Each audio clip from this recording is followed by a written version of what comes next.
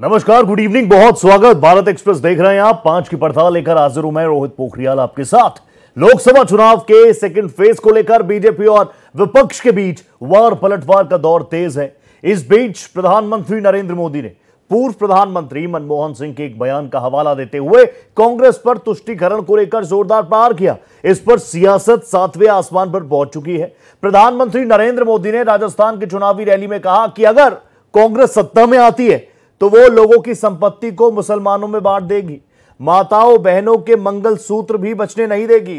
इस हद तक चले जाएंगे। साथ ही पीएम ने दावा करते हुए कहा कि कांग्रेस का घोषणा पत्र कह रहा है कि वो माताओं बहनों के सोने का भी हिसाब किताब करेंगे, उसकी जानकारी लेंगे और फिर उस संपत्ति को बांट देंगे।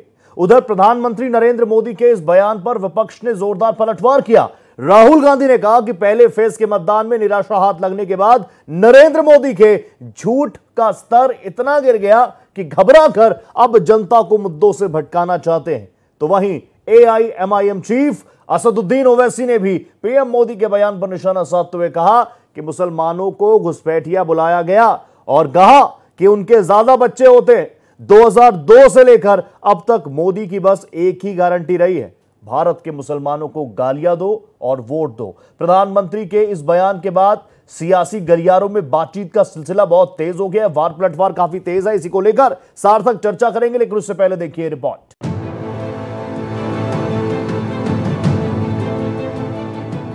लोकसभा चुनाव के दूसरे चरण को लेकर बीजेपी और विपक्ष के बीच बयानों के वार तेज हो गए हैं। इस बीच पीएम मोदी ने पूर्व पीएम मनमोहन सिंह के एक बयान का हवाला देते हुए कांग्रेस पर तुष्टीकरण को लेकर जोरदार हमला बोला है, जिससे सियासी पारा हाई हो चला है। पीएम मोदी ने राजस्थान की चुनावी रैली में कहा कि अगर कांग्रेस सत्ता में आती है तो वो लोगों की संपत्ति को मुसलमानों में बांट देगी। ये अर्बन नक्सल वाली सोच है। मेरी माताओं बहनों के मंगलसूत्र भी बचने नहीं देंगे। इस हद तक चले जाएंगे। साथ ही उन्होंने ये दावा करते हुए कहा कि ये कांग्रेस का घोषणा पत्र कह रहा है कि वो माताओं बहनों के सोने का हिसाब करेंगे, उसकी जानकारी लेंगे और फिर उस संपत्ति को बांट देंगे। मैं देशवासियों को आगाह करना चाहता हूं, कांग्रेस और इंडी गठबंधन की नजर अब आपकी कमाई पर है, आपकी संपत्ति पर है। कांग्रेस के शहजादे का कहना है कि उनकी सरकार आई तो कौन कितना कमाता है उसकी जांच कराएंगे। वहीं पीएम मोदी के इस बयान के बाद कांग्रेस और बीजेपी के बीच में ठन गई है। कांग्रेस ने इस पर जोरदार पलटवार किया है। कांग्रेस अध्यक्ष मल्लिकार्जुन खड़गे ने कहा कि पीएम मोदी की बौखलाहट भरे भाषण से दिखा कि पहले फेज के नतीजों में इंडिया जीत रहा है। साथ ही उन्होंने ये भी कहा कि ये हेट स्पीच तो है ही और ध्यान भटकाने की एक सोची समझी चाल भी है। जो आदमी अपनी हिम्मत खो लेता है और जिसके पास बोलने के लिए कुछ मुद्दे नहीं है तो ऐसी चीजें लाते हैं। अगर उनके पास उनके ठोस मुद्दे हैं, ठोस काम है, वो बता सकते हैं। जैसा कि हमने नरेगा का बताते हैं, फूड सिक्योरिटी का बताते हैं, कंपलसरी एजुकेशन का बताते हैं, आरटीए का बताते हैं और रूरल हेल्थ मिशन का बताते हैं। ये हमने किया है। वहीं राहुल गांधी ने भी पीएम मोदी के इस बयान पर पलटवार किया है। राहुल गांधी ने सोशल मीडिया एक्स पर लिखा, पहले चरण के मतदान में निराशा हाथ लगने के बाद नरेंद्र मोदी के झूठ का स्तर इतना गिर गया है कि घबराकर अब जनता को मुद्दों से भटकाना चाहते हैं। कांग्रेस के क्रांतिकारी मैनिफेस्टो को मिल रहे अपार समर्थन के रुझान आने शुरू हो चुके हैं। देश अब अपने मुद्दों पर वोट करेगा। वहीं एआईएमआईएम चीफ असदुद्दीन ओवैसी ने भी पीएम मोदी के बयान पर निशाना साधा है। ओवैसी ने कहा, मुसलमानों को घुसपैठिया बुलाया और कहा कि उनके ज्यादा बच्चे होते हैं। 2002 से लेकर अब तक मोदी की बस एक ही गारंटी रही है, भारत के मुसलमानों को गालियां दो और वोट बटोर। चुनाव के दूसरे चरण को लेकर एक तरफ जहां पीएम मोदी ने कांग्रेस पर तुष्टीकरण को लेकर बड़ा हमला बोला है, तो वहीं दूसरी तरफ विपक्ष इसको लेकर पीएम मोदी पर वोट बैंक का बंटवारा करने का आरोप लगाते हुए पलटवार कर रहा है। Bureau report, Bharat express. तो आप देखिए, आपको याद होगा जब कांग्रेस ने अपना न्याय पत्र जारी किया, मैनिफेस्टो जारी किया, तो पहला रिएक्शन भी चाहे प्रधानमंत्री हो या फिर बीजेपी के तमाम बड़े चेहरे, उन्होंने कहा कि ये मैनिफेस्टो है, ये तो हमें मुस्लिम लीग की याद दिला रहा है। इसी पर बातचीत करेंगे। उस वक्त भी काफी बवाल हुआ था और अब तो आप समझ रहे हैं। मेरे साथ एक खास पैनल जुड़ेगा। मेरे साथ मयंक सिन्हा भी जुड़ेंगे जेडीयू से, सीमा मलिक एनसीपी शरद गुट से जुड़ेंगी, भरत सिंह कांग्रेस का रुख रखने के लिए आपको टीवी स्क्रीन पर नजर आ रहे होंगे, और बीजेपी से एसएन सिंह साहब हमारे साथ जुड़े हुए हैं। एसएन सिंह साहब नमस्ते, राम राम आपको। सबसे पहले आप ही से शुरुआत करूंगा। प्रधानमंत्री ने कहा कि अगर इंडिया अलायंस, इंडिया गठबंधन, कांग्रेस की सरकार आई तो मंगलसूत्र तक ले लिए जाएंगे, प्रॉपर्टी छीन ली जाएंगी और घुसपैठियों में बांट दिए जाएंगे। घुसपैठिए कौन? देखिए, हम भी जानते हैं, आप भी जानते हैं, पूरा देश जानता है, और एक ट्रैक रिकॉर्ड कांग्रेस का बताता है कि जब उनकी सरकार होती है तो ऐसे ऐसे कार्य करते हैं। जितनी बार सरकारें रही उन्होंने कार्य करके दिखाया कि वो देश के संसाधनों पे एक का अधिकार सिर्फ बताने का कार्य नहीं किए, वो करके दिखाने का कार्य किए। इस देश में सभी लोगों के धार्मिक स्थान होते हैं, सभी के मंदिर, मस्जिद, गुरुद्वारे, चर्च घर होते हैं, लेकिन मंदिरों का पैसा वो सरकार और सभी संस्थाओं में उपयोग होगा, लेकिन बाकी धर्म का नहीं होगा। लोगों ने देखा हुआ है कि एक लोगों की धार्मिक यात्रा पर छूट मिलता है, उनकी स्कूलिंग पर छूट मिलता है, बहुत सारे ऐसे क्रियाकलाप हैं जिसमें उनके जो लोग होते हैं, जैसे हमारे यहाँ पुजारी होते हैं, उनको सैलरी तक दी जाती है। इस तरह के कार्य को किया गया। ऐसा नहीं कि केवल कहा जा रहा है, वो याद दिलाया जा रहा है कि कांग्रेस इसी तरह के काम को करती है। रामेश्वरम को भगवान राम को गाली देगी, नहीं मानेगी, हिंदू धर्म को डेंगू मलेरिया कहेगी, लोग मंदिर न जाने पाए तो राहुल गांधी जैसे लोग कहेंगे कि लड़के तो लड़की छेड़ने वहां पे जाते हैं, हिंदू आतंकवाद सबको करते हैं। आप देखे होंगे नसबंदी और खुलेबंदी भी चला था, एक का नसबंदी हो जाए, दूसरे की खुलेबंदी हो जाए। इस नाते आदरणीय प्रधानमंत्री जी ने कहा कि जो इन लोगों की सोच, इन लोगों का ट्रैक रिकॉर्ड, इन लोगों की विश्वसनीयता इसी तरह की है कि कभी अगर इनकी सरकार आ जाएगी तो कहेंगे हम पुनः 370 ले आ देंगे। ये तुष्टीकरण के लिए इस देश को, इस संविधान को, किसी भी धर्म को गिरवी रखने में परहेज नहीं करते हैं। ये शब्द जनता बहुत बार सुन रही है, तुष्टीकरण तुष्टीकरण तुष्टीकरण। उधर से आप पर आरोप लग जाते हैं, इस तरफ से आप उन पर आरोप लगा देते हैं, लेकिन जैसे ही मैनिफेस्टो आया कांग्रेस का, क्या वाकई कांग्रेस का मैनिफेस्टो मुस्लिम लीग की याद दिलाता है आपको? रोहित जी, आप देखेंगे कभी भी धार्मिक आधार पे आरक्षण देने की बात संविधान में नहीं कही गई है, लेकिन विशेषाधिकार का प्रयोग करते हुए तेलंगाना में 4% आरक्षण दिया जाता है एक विशेष धर्म को। क्यों दिया जाता है? आप देखे होंगे 2014 का जब चुनाव आता है तो वक्फ बोर्ड को देश में बहुत सारी संपत्तियां तो दी गई। ये जो लुटियन जोन है वहां पे 122 संपत्ति वक्फ बोर्ड को खुश करने के लिए दिया गया। ऐसा कार्य क्यों करते? क्यों नहीं भारतीय जनता पार्टी की तरह सबका साथ सबका विकास? ठीक है सर, आपका पहला रिएक्शन मुझे चाहिए था, काफी स्ट्रॉन्ग रिएक्शन आ गया। भरत जी भी मेरे साथ बने हुए हैं। भरत जी नमस्ते। अब जिस तरीके से आपने देखा, खुद आपके तमाम बड़े चेहरे पलटवार कर ही रहे हैं, बार बार कहा जा रहा है ये आपका मैनिफेस्टो है कि मुस्लिम लीग की लोगों को याद दिला रहा है, और आज जिस तरीके से प्रहार किया प्रधानमंत्री ने, ये कहीं ना कहीं आप समझिए अगर ये मैसेज जनता के बीच जा रहा है तो बहुत नुकसान होगा। कैसे देख रहे हैं आप इस बयान को जो प्रधानमंत्री ने आज दिया? देखिए, देश के स्टार प्रचारक भाजपा के मोदी जी बौखलाए हुए हैं और उन्हें अब ये समझ में नहीं आ रहा है कि क्या बोलना है और क्या नहीं बोलना है।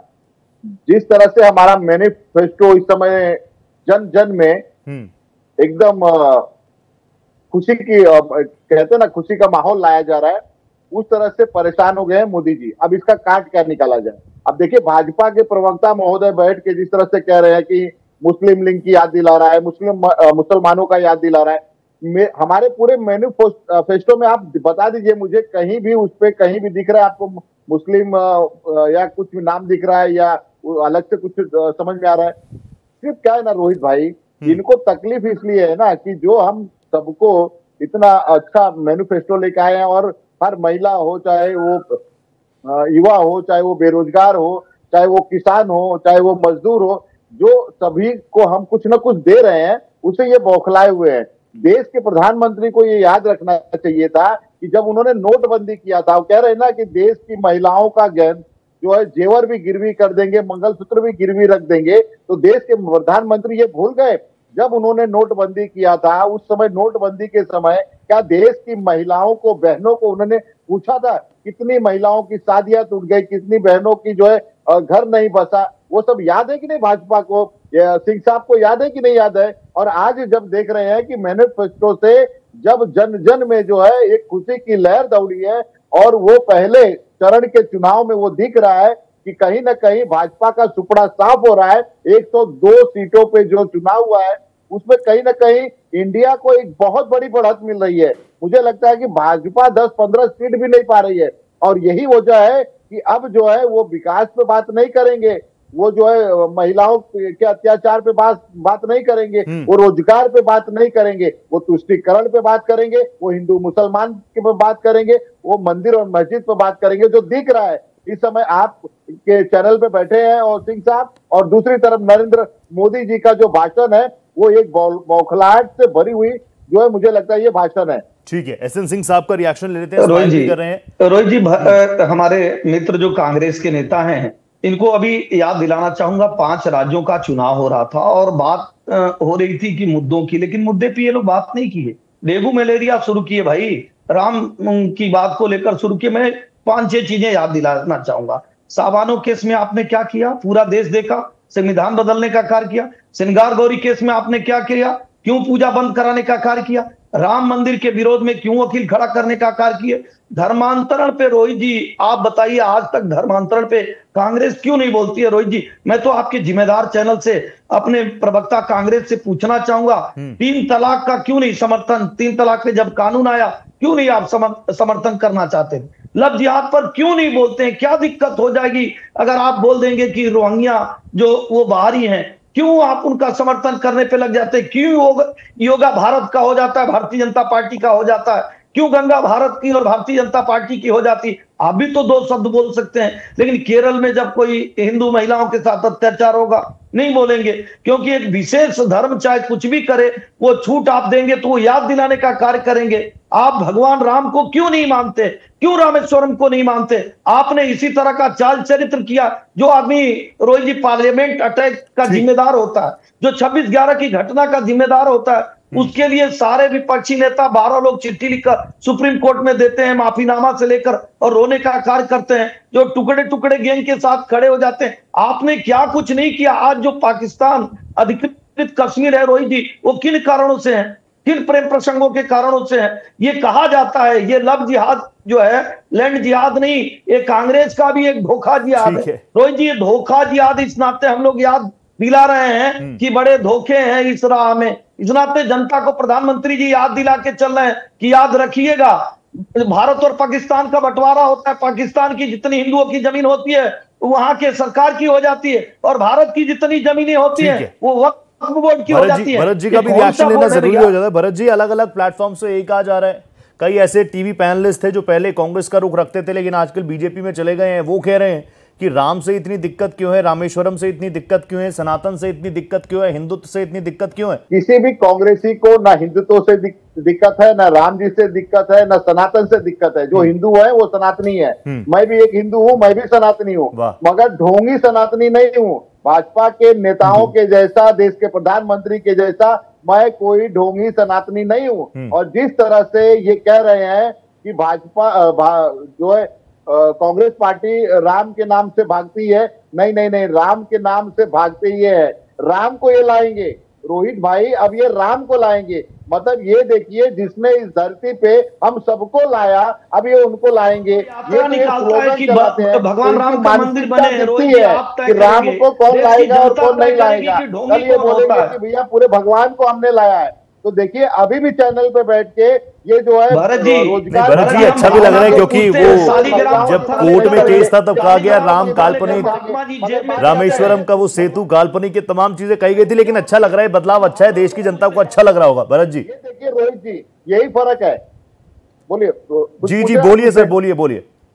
रोहित जी, मैं ये कह रहा हूँ कि भैया रोजगार का है, जिस मुद्दे को हम 2014 में लेके जाहिर तौर पर ये मुद्दे जनता के बीच काफी वक्त से आ ही रहे हैं। तुष्टीकरण, राम मंदिर, धारा 370, क्या इन्हीं को लेकर वोट होगा? और प्रधानमंत्री नरेंद्र मोदी हो, तमाम बड़े चेहरे हैं, वो अलग अलग मुद्दों पर भी बात रख रहे हैं। देश की जनता के नब्ज कौन पकड़ रहा है, इस पर लगातार हम बातचीत करेंगे। आज प्रधानमंत्री नरेंद्र मोदी ने जिस तरीके से अपनी बात रखी, उसके बाद पूरा विपक्ष अग्रेसिवली अटैक कर रहा है। मेरे साथ एसएन सिंह साहब है, बीजेपी का रुख रख रहे हैं। एसएन सिंह साहब, मैं ये जानना चाह रहा हूं, अगर अब की बार 400 पार हो ही रहा है तो इतना अग्रेशन, और विपक्ष लगातार कह रहा है कि फर्स्ट फेज के बाद आप लोगों की नींदें उड़ चुकी हैं। फर्स्ट फेज में इंडिया अलायंस जो कहें आप, जो समझे, जो बेहतर शब्द आपको लगे, वो जीत रहा है, उसने क्लीन स्वीप कर दिया है और इस वजह से आप लोग बौखला चुके हैं। वापस हिंदू मुसलमान तुष्टीकरण, और आपकी बी टीम जिनको कहा जाता है असदुद्दीन ओवैसी साहब, वो तो सीधे सीधे बोल रहे हैं कि आपने देश के मुसलमान आबादी को घुसपैठिया कह दिया।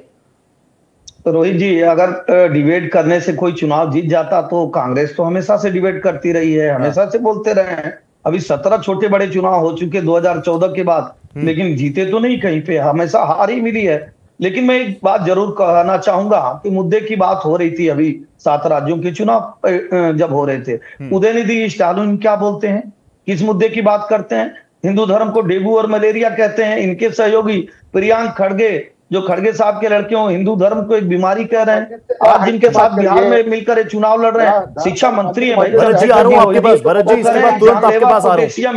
भरत जी आ रहा हूं आपके पास। कहेंगे तो निश्चित तौर पे रोहित जी, आदरणीय प्रधानमंत्री जी, आदरणीय गृह मंत्री जी, आदरणीय राष्ट्रीय अध्यक्ष जी और हमारे सभी लोग याद दिलाएंगे कि भाई इनसे सावधान रहिए। ये लोग आतंकवादियों के लिए रोते हैं। जो दुनिया में लोकतंत्र की जननी भारत है, उसको जाकर विदेशों में रोहित जी आप कहेंगे कि लोकतंत्र तो है ही नहीं। उसी लोकतंत्र के बदौलत आपकी कर्नाटक में सरकार बन जाती है, हिमाचल में सरकार बन जाती है। हाँ, ये अलग बात है कि जहां आपकी सरकार होती है वहां भी हनुमान चालीसा कोई पढ़ता है कर्नाटक में तो उसका गला काट दीजिए, उसको पीट दीजिए। राजस्थान में सरकार रहे तो गला काट दीजिए। और कर्नाटक में अभी आप देखे होंगे भाई तुष्टीकरण की बाढ़ तो इतनी आई है कि अपने नेता के साथ भी नहीं खड़े हो रहे हैं, क्योंकि तुष्टीकरण वाले नाराज हो जाएंगे। कर्नाटक में रोहित जी आपका जिम्मेदार चैनल चलाया, एक महिला के साथ एक जो विशेष धर्म के लोग कुछ कर देते हैं तो उनकी चर्चा नहीं करेंगे। इनके मुख्यमंत्री और उनके गृह मंत्री कहते हैं नहीं वो लव जिहाद नहीं। आप जांच के पहले कैसे तय कर दें? वे तुष्टीकरण का कार्य शुरू से करते रहे, लेकिन भारत की जनता को यह आगाह करना होगा, ऐसे लोग जो देश के संसाधनों पे एक का अधिकार बताते हैं, जो हिंदू धर्म को डेंगू मलेरिया कहते हैं, जो सिखों की हत्या करा के कहते हैं बड़े पेड़ गिर जाते हैं। याद दिलाना होगा मीसा, इसी देश में मीसा में 1.5 लाख लोगों को बंद कर दिया जाता है, इमरजेंसी लगाने का कार्य करते हैं। मतलब इन्हीं मसलों पर इस बार भी चुनाव हो रहा है, इन्हीं मसलों पर, इन्हीं तमाम चीजों को आप याद दिलाकर जनता को अपने पक्ष में कर रहे हैं। मैं वापस आऊंगा सर आपके पास, मेरे साथ सीमा मलिक जी भी जुड़ चुके हैं एनसीपी शरद गुट की, उनसे भी रिएक्शन लूंगा। लेकिन बहुत स्वागत मैम आपका, लेकिन एक बार मैं जरा भरत जी से रिएक्शन ले लूं। भरत जी, सीधे सीधे आरोप यही तुष्टीकरण की बात, और यह भी कहा जा रहा है कि राम मंदिर से दूरी सिर्फ इसलिए बनाई क्योंकि एक विशेष वर्ग को आपको खुश रखना था, इसलिए आप राम मंदिर की प्राण प्रतिष्ठा में नहीं गए। रोहित जी सिर्फ मैं एक ही चीज कहता हूं, क्या हमें भाजपा के नेताओं से पूछ के राम मंदिर जाना पड़ेगा? राम मंदिर बना है, हमें हमारा जब मन करेगा, हमारी जब मर्जी होगी हम जाएंगे, दर्शन करेंगे। उसके पहले हमारे नेता तो गए थे ना, उत्तर प्रदेश के अजय राय जो हमारे अध्यक्ष हैं वो गए थे, अविनाश पांडे जी गए थे, दर्शन करके आए थे। इनको तकलीफ किस चीज की है? देखिए, तकलीफ अगर होती तो चारों मठों के जो मठाधीश है वो क्यों नहीं गए भाई? उनसे बड़ा कोई पंडित तो है नहीं। मुझे लगता है कि एक भगवान का स्वरूप उनको माना जाता है। जब उन्होंने विरोध किया था उस पर विषय को ये नहीं बोलेंगे। और रही बात जो अभी ये कह रहे थे लोकतंत्र की बात कर रहे हैं, अरे इनके ही नेता लल्लू सिंह है जो उम्मीदवार है, इस समय खड़े हैं चुनाव में लोकसभा के, वो ये कहते हैं कि 272 सीट से कुछ नहीं होगा जब तक 400 सीट आप लोग नहीं देंगे, हम लोग लोकतंत्र को नहीं, हम लोग संविधान को नहीं बदल सकते। तो इसलिए 400 सीट ये मांग रहे हैं, इनके नेता कहते हैं। दूसरी कि भाजपा की हवा है, नरेंद्र मोदी की हवा है, उसकी हवा निकाल दी नवनीत राणा ने। नवनीत राणा ने ये कहा कि नरेंद्र मोदी जैसे व्यक्ति की कोई हवा नहीं है। आप इस घपलत में मत रहिए, ये हमें कहने की जरूरत नहीं है। तीसरे इनके सांसद जो लड़ रहे हैं निरहुआ, उन्होंने देश के युवाओं को रोजगार तो दे दिया। उन्होंने सीधा सीधा कहा कि देखिए ऐसा है कि नरेंद्र मोदी जी से और योगी जी से सीखिए, उन्होंने तो बच्चा पैदा ही नहीं किया। बिल्कुल सही बात आप कह रहे, बहुत इमेच्योरिश बयान था ये निरहुआ साहब का, बहुत इमेच्योरिश बयान था। मुझे नहीं लगता किसी भी प्लेटफॉर्म पर इसको जस्टिफाई किया जा सकता है। बहुत इमेच्योरिश बयान था निरहुआ का, वो सबने देखा। सर मैं वापस आऊंगा, एक बार सीमा मलिक जी से भी रिएक्शन ले लूं। मैम कैसी हैं आप? फर्स्ट फेज का इलेक्शन हो गया, सेकंड फेज की तैयारियां बिल्कुल पूरी होंगी, लेकिन इस बीच आज आपने प्रधानमंत्री जी का बयान सुना। उन्होंने कहा कि अगर इंडिया अलायंस की सरकार आ जाती है तो फिर देश में क्या कुछ होगा, महिलाओं के मंगलसूत्र पर भी खतरा मंडराना शुरू हो जाएगा। बहुत ही मैं कहूँगी कि बहुत ही दुर्भाग्यपूर्ण है जो प्रधानमंत्री का बयान है। उस समय मैं भी देख रही थी टेलीविजन में, तो सुन के मतलब हक्की बक्की रह गई कि ये बोल क्या रहे हैं। देखिए जिस तरह का उन्होंने बयान दिया है, मेरे ख्याल से तो जो चुनाव आयोग है उसको भी इसका संज्ञान लेना चाहिए। और जिस तरह से उन्होंने जो एक जिसको कहते हैं ना एक मिसचीवियस एंड किस तरह से उनके हमारे former prime minister Manmohan Singh के बयान को किस तरह से तोड़ा मरोड़ा है, जबकि उन्होंने क्लैरिफिकेशन भी आया है पीएमओ से, और उन्होंने साफ ही बात बोली है कि वो जो थे वो upliftment of the SC/ST and the OBCs, women and children and minorities के बारे में बात कर रहे थे, और कुछ he was talking about something agriculture, irrigation, water, health and education, and उनका ये कहना था कि जो ऐसे लोग हैं जिनका कि मेरे ख्याल से जिनकी अभी इतनी भागीदारी नहीं है, तो उनकी भागीदारी जो है यहाँ पर होना चाहिए, और कंट्री के रिसोर्सेज पे उनका भी हक बनता है।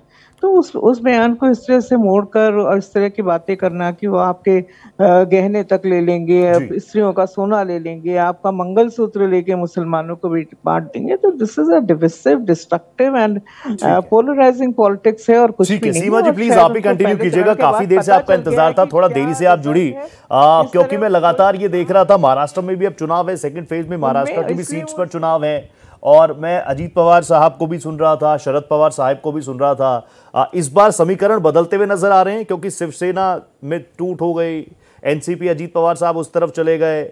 इस बार ग्राउंड पर माहौल, रिएक्शन कैसा मिल रहा है आपको?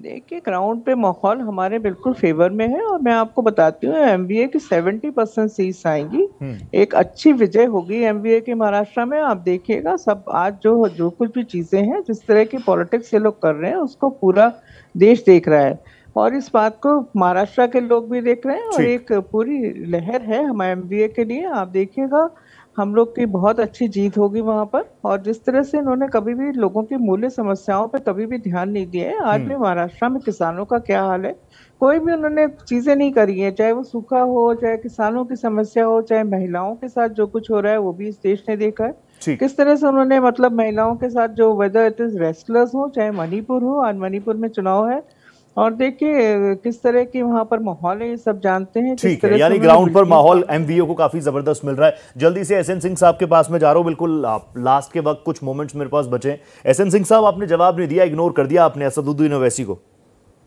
रोहित जी, सीमा जी शायद देर से आई हैं इस नाते, और समय आपका बहुत कीमती है। हमने तो साबानों के श्रृंगार गौरी, राम मंदिर, धर्मांतरण, 3 तलाक और लव जिहाद, बहुत सारे ऐसे सवाल पूछे थे कि इस पे क्यों नहीं कांग्रेस पार्टी बोलती, नहीं बोलती है।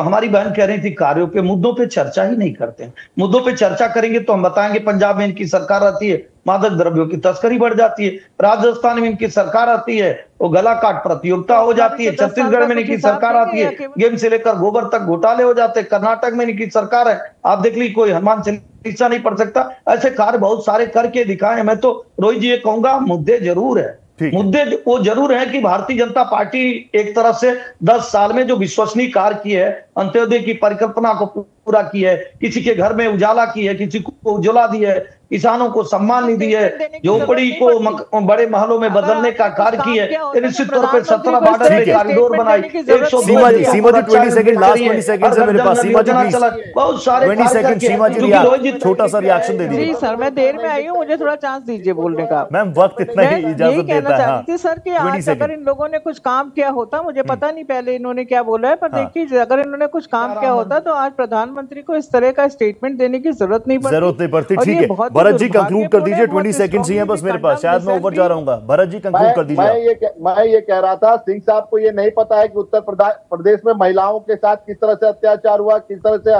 हत्याएं हुई, किस तरह से गुजरात में हुई, किस तरह से जो है जहाँ पे इनकी सरकार है वहां महिलाओं पे अत्याचार। आप जो है मणिपुर का ले लीजिए, क्या हो रहा है पिछले 1 साल से। जाहिर तौर पर मणिपुर की बात होती है, मणिपुर की बात हो रही है, मणिपुर की तस्वीरें लगातार सबने देखी है और काफी शर्मसार करने वाली तस्वीरें थी, लेकिन संदेश खाली का भी जिक्र उतनी ही स्ट्रांगली होना चाहिए, ये हर कोई कह रहा है। Thank you so much, it's a pleasure talking to you all. Thank you so much Seema Malik ji, आप थोड़ा देरी से जुड़ी, अगली बार फिर जुड़ेंगे। Thank you so much Bharat ji, और बहुत धन्यवाद एसएन सिंह साहब। तो हिंदुत्व की लड़ाई, तुष्टीकरण की चढ़ाई, इस पर बहस और ज्यादा हो सकती है, चर्चा लंबी हो सकती है, लेकिन दूसरे फेज के लिए हर एक दल पूरी तरीके से तैयार है, और इसी क्रम में आज प्रधानमंत्री ने अग्रेसिवली इंडिया अलायंस पर अटैक किया है, जिसके बाद वार पलटवार का दौर तेज हो गया। इसी के साथ इस खास चर्चा में मेरे साथ फिलहाल इतना ही। देश प्रदेश की हर बड़ी खबर के लिए आप बने रहिएगा भारत एक्सप्रेस के साथ। नमस्ते।